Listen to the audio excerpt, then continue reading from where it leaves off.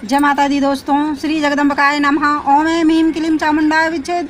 श्रीमद् देवी भागवत महापुराण पंचम स्कंध अतः त्रयोविंशतिशो अध्याय भाग 2।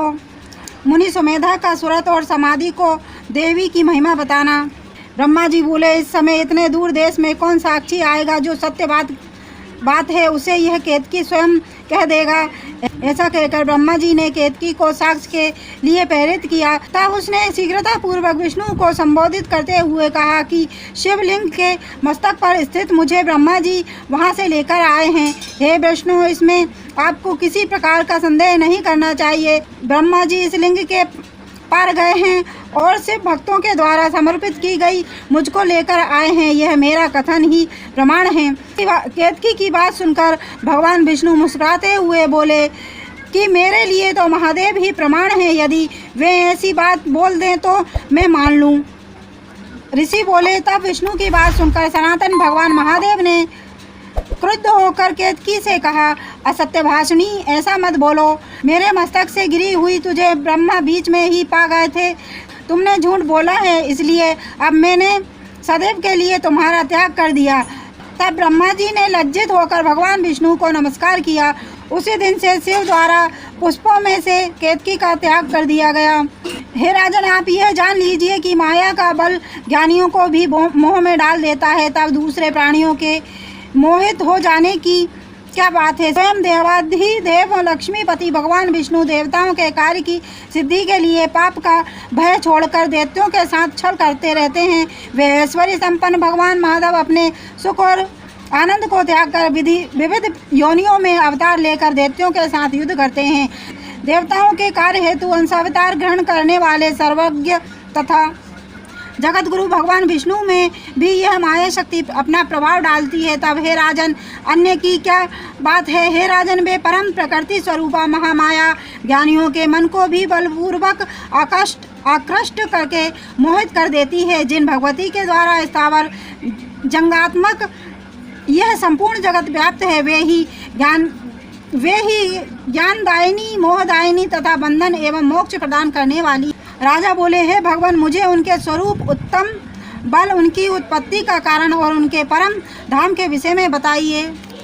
ऋषि बोले, हे राजन, अनादि होने के कारण उनकी कभी उत्पत्ति नहीं होती। नित्य और सर्वोपरि वे देवी समस्त कारणों की भी कारण हैं। हे नृप, वे शक्ति स्वरूपा भगवती सभी प्राणियों में सर्वात्मा रूप से विद्यमान रहती है। यदि प्राणी शक्ति से रहित हो जाए तो वह प्राणी शब्द तुल्य हो जाता है, क्योंकि सभी प्राणियों में जो चैतन्य शक्ति है वह इन्हीं का रूप है। देवताओं की कार्य सिद्धि के लिए ही उनका प्रकट्य और तिरोधान होता है। हे राजन, जब देवता या मनुष्य उनकी स्तुति करते हैं तब प्राणियों के दुख का नाश करने के लिए वे भगवती जगदम्बा प्रकट होती है। वे देवी परमेश्वरी अनेक रूप धारण करके अनेक प्रकार की शक्तियों से संपन्न होकर कार्य सिद्ध करने के लिए स्वेच्छा पूर्वक आविर्भूत होती है। हे राजन, अन्य देवताओं की भांति वे भगवती देव के अधीन नहीं है। सदा पुरुषार्थ का प्रवर्तन करने वाली वे देवी काल के वश में नहीं है।